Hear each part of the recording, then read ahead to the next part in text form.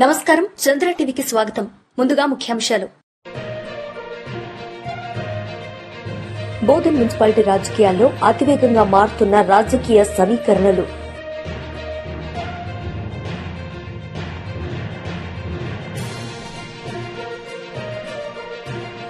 నిజామాబాద్ జిల్లా వర్రి మండలంలో అంబేద్కర్ విగ్రహ స్థలంపై అక్రమ నిర్మాణ యత్నం, దళిత సంఘాల ఆందోళన.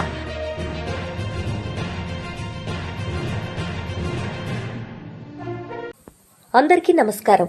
భారతీయ జనతా పార్టీ బోధన్ పట్టణ శాఖ ఆధ్వర్యంలో 77వ గణతంత్ర దినోత్సవ జెండా ఆవిష్కరణ అంబేద్కర్ చౌరస్తా రైల్వే గేట్ పక్కన బోధన్ బీజేపీ పట్టణ అధ్యక్షులు పసుపులేటి గోపికిషన్ ఎగురవేయడం జరిగింది. వారు మాట్లాడుతూ దేశ స్వాతంత్ర్యం కోసం ఎందరో మహానుభావులు త్యాగ ఫలితం, అలాగే దేశ ప్రధాని నరేంద్ర మోదీ గారి నాయకత్వంలో దేశం ఆర్థిక రంగంలో, వ్యవసాయ రంగంలో, రక్షణ రంగంలో అన్ని రంగాల్లో అభివృద్ధి చెందుతూ ప్రపంచ దేశాల్లో భారత్ ప్రత్యేకంగా గుర్తింపు సాధిస్తోంది. ప్రపంచ దేశాలు భారత్ వైపు చూస్తున్నాయి. నరేంద్ర మోదీ నాయకత్వం ప్రజలు కోరుకుంటున్నారని అన్నారు. ఈ కార్యక్రమంలో పట్టణ మాజీ అధ్యక్షులు కొలిపాక బాలరాజు, పట్టణ ప్రధాన కార్యదర్శి రాజులదేవి పవన్ కుమార్, బీజేవైఎం అధ్యక్షులు ఏనుగంటి గౌతమ్ గౌడ్, నాయకులు పెరక వెంకటేష్, పప్పుల వేణు, కందికట్ల వాసు, దేవుకట్టి శివ, స్వప్నిల్, చరణ్, ఫణి, శంకర్, ప్రీతం గౌడ్, వినోద్, కుమారస్వామి, సాయిలు, కస్పలింగం, అనిల్, బాధల్ తదితరులు పాల్గొన్నారు.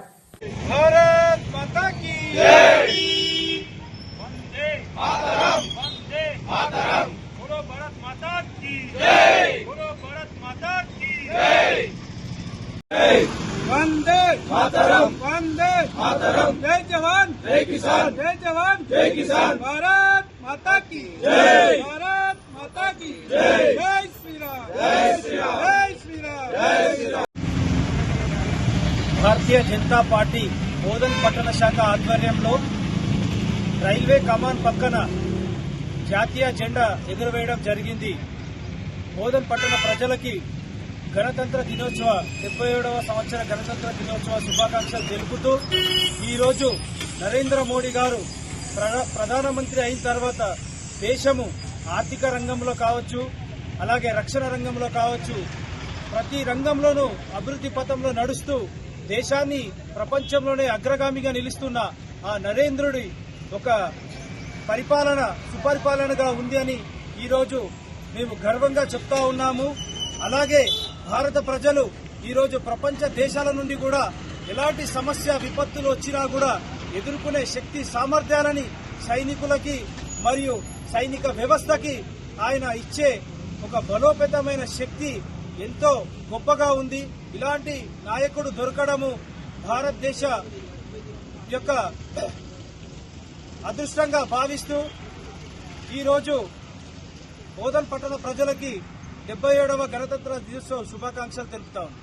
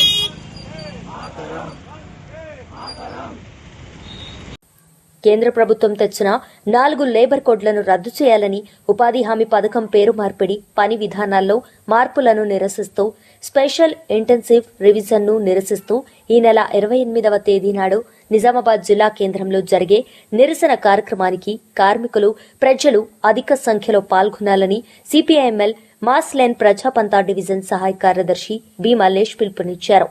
సోమవారం నాడు బోధన్ పట్టణంలోని రైస్ మిల్ అసోసియేషన్ భవన్లో ఏర్పాటు చేసిన పత్రికా విలేకరుల సమావేశంలో బి మల్లేష్ మాట్లాడుతూ దేశ కార్మిక వర్గం ఎన్నో పోరాటాలు మరెన్నో త్యాగాలతో సాధించుకున్న కార్మిక చట్టాలను రద్దు చేసి కేంద్రంలోని మోదీ ప్రభుత్వం బడా కార్పొరేట్ సంస్థలకు అనుకూలంగా మార్చి 4 లేబర్ కోడ్లను తెచ్చిందని, అదేవిధంగా మహాత్మాగాంధీ గ్రామీణ ఉపాధి హామీ పథకాన్ని పేరును మార్చి దాన్ని విధి విధానాల్లో మార్పులను తీసుకొచ్చి గ్రామంలో ఉపాధి పొందుతున్న కార్మికులకు పనులు కల్పించనేటువంటి పరిస్థితులను తెస్తుందని, ఎన్నిక ముందు స్పెషల్ ఇంటెన్సివ్ రివిజన్ అమలు చేసి దేశ పౌరులకు ఓటు హక్కు లేకుండా చేసి బీజేపీ అధికారంలోకి రావటానికి కుట్రలు చేస్తుందని, పై విధానాలను నిరసిస్తూ రాష్ట్ర వ్యాప్తంగా అన్ని జిల్లా కేంద్రాల్లో నిరసన కార్యక్రమాలను చేపట్టడం జరుగుతుందని, దానిలో అధిక సంఖ్యలో పాల్గొని విజయవంతం చేయాలని బి మల్లేష్ పిలుపునిచ్చారు.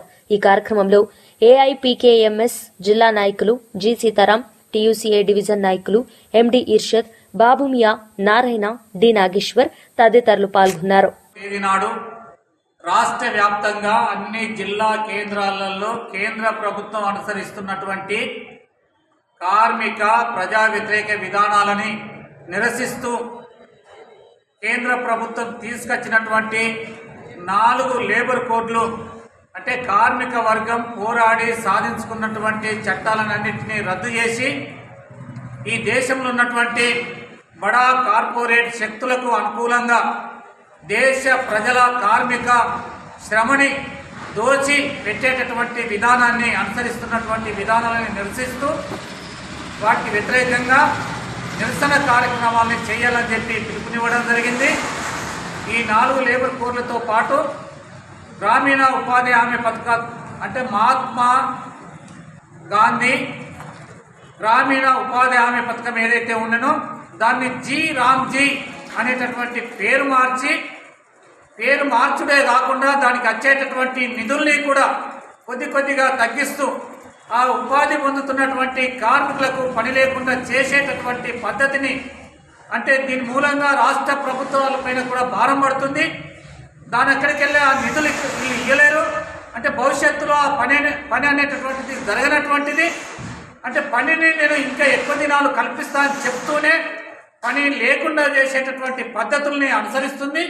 అందుకని జీ రామ్జీ పేరుతో పాటు అదేవిధంగా పేరు మార్పిడిని రద్దు చేసి అదేవిధంగా ఉపాధి హామీ పథకాన్ని అదే పేరు మీద కొనసాగే విధంగా ఉండాలని చెప్పి, అట్లాగే కార్మికులకు ప్రజలకు నష్టం కలిగించేటటువంటి చట్టాలని రద్దు చేయాలని చెప్పి సర్ అనేటటువంటిది స్పెషల్ ఇంటెన్సివ్ రివిజన్ అనేటటువంటిది తీసుకొచ్చి కూడా కార్మికులకు దేశంలో ఉన్నటువంటి ప్రజల్ని విభజించేటటువంటి పద్ధతి తీసుకొస్తుంది. అందుకని వీటికి వ్యతిరేకంగా జరుగుతున్నటువంటి 28 నాడు జరిగేటటువంటి కార్యక్రమంలో అధిక సంఖ్యలో పాల్గొని దాన్ని విజయవంతం చేయాలని చెప్పి అందరికీ మేము పిలుపునిస్తున్నాం. బోధన్ నిజామాబాద్ జిల్లా ఈరోజు హాజంగంజ్ ప్రాంతంలో గాంధీ బొమ్మ దగ్గర గ్రామ పెద్దలు, గట్టు పెద్ద మనుషులు మరియు స్థానికులు వచ్చారు. ఈ కార్యక్రమంలో గ్రామ పెద్దలు, గల్లీ పెద్ద మనుషులు సమూహంగా పాల్గొని గాంధీజీ విగ్రహానికి పూలమాలలర్పించి శాంతి, ఐక్యత సందేశాన్ని పంపారు. ఊరు పెద్దలు మాట్లాడుతూ గాంధీ ధర్మపదాన్ని ప్రజలు పాటిస్తూ సామాజిక సమరసత, పరస్పర సహకారాన్ని పెంపొందించుకోవాలని ఆసక్తిగా చెప్పారు. ఈ కార్యక్రమంలో అనేక యువకులు, మహిళలు, పెద్ద మంది పాల్గొన్నారు. మరియు స్థానికులకు ఓ సానుభూతి, సమగ్ర భావజాలం కలిగించేలా ఈ కార్యక్రమం జరిగింది.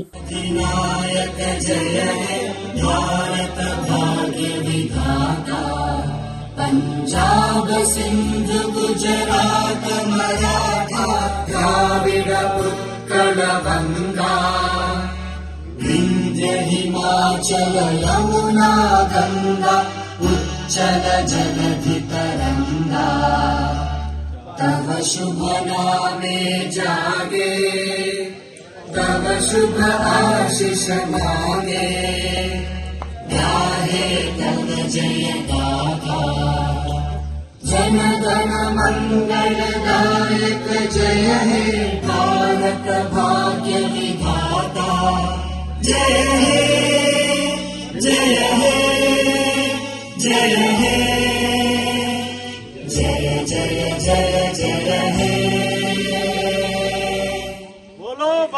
మాతాకి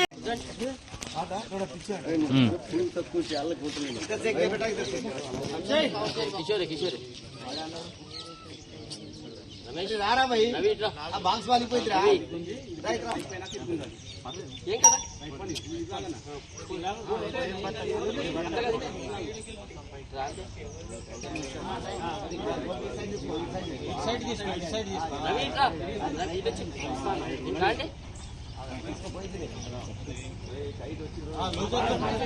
అది తాడలే అది కొత్త వీలు కాదు పాతలే కానీ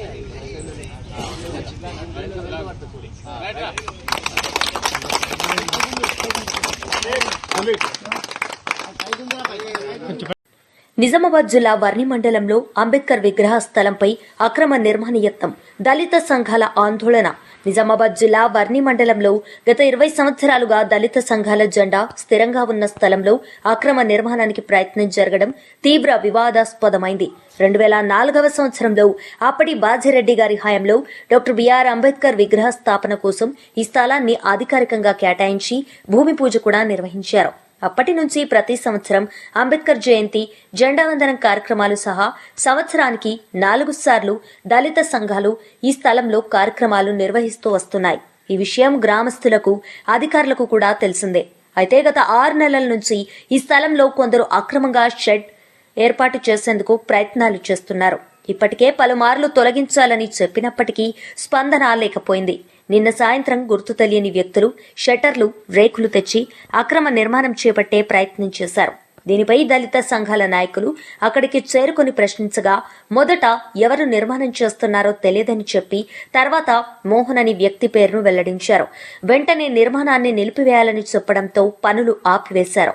ఈ ఘటనపై వర్ణి పోలీస్ స్టేషన్ ఎస్ఐ గారికి ఫిర్యాదు చేయడంతో పాటు గ్రామ పంచాయతీ సెక్రటరీకి కూడా వ్రాతపూర్వకంగా కంప్లైంట్ ఇచ్చారు. దీనిపై ఎస్ఐ గారు సంఘటనా స్థలాన్ని పరిశీలించి పూర్తి విచారణ చేసి తగిన న్యాయం చేస్తామని హామీ ఇచ్చారు. గ్రామ పంచాయతీ సెక్రటరీ గారు కూడా ఈ స్థలం చరిత్ర తమకు తెలుసని, దళిత సంఘాలకు న్యాయం చేస్తామని తెలిపారు.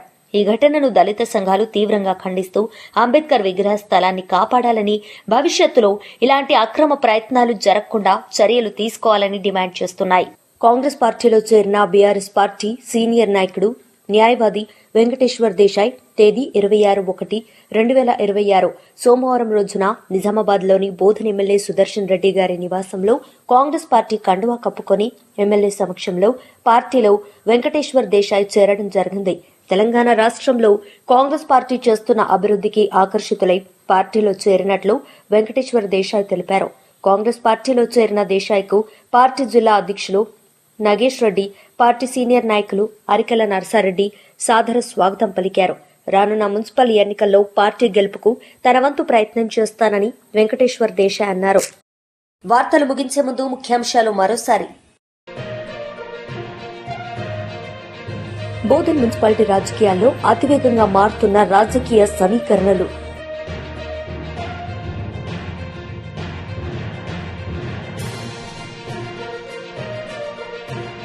నిజామాబాద్ జిల్లా వర్ణి మండలంలో అంబేద్కర్ విగ్రహ స్థలంపై అక్రమ నిర్మాణ యత్నం, దళిత సంఘాల ఆందోళన.